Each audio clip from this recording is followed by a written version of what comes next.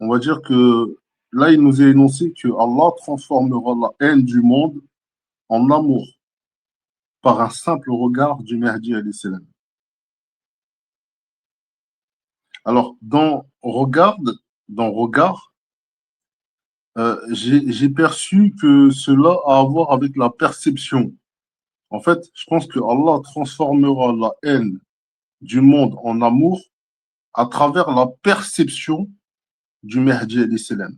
Et Allahu A'lam. Est-ce que vous pouvez me dire si je suis sur la bonne route ou pas?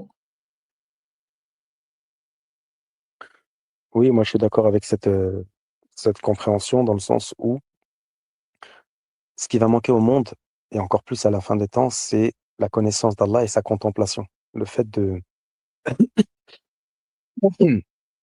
le fait d'estimer Allah à sa juste valeur, entre guillemets, comme le verset le dit.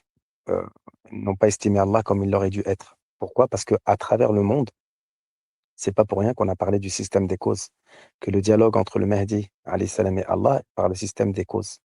Parce que dans le dialogue, dans les causes, dans le dialogue qui est fait par les causes, en réalité, il y a la subtilité de la présence divine, de la volonté divine, de l'agrément divin, de la satisfaction divine. C'est entre les lignes que ça se voit tout ça. Donc c'est entre ce dialogue subtil dans les situations et les épreuves qu'on arrive à contempler Allah, khashir rahman bil ghaib, de craindre Allah à travers l'invisible. Et cette taqwa-là, c'est pas celle qu'on pourrait croire d'une fausse crainte visible, apparente aux gens, qu'on mise tout sur une apparence où on est des gens qui craignent Allah, etc. Mais qu'en réalité, à l'intérieur, il n'y a rien qui se passe. Donc en fait, le fait de contempler Allah, c'est pas donné à tout le monde aujourd'hui. Les gens, ils disent que Allah, il est Al-Hayy ou Al-Qayyum, mais en réalité, ils adorent parfois un Dieu qui est mort.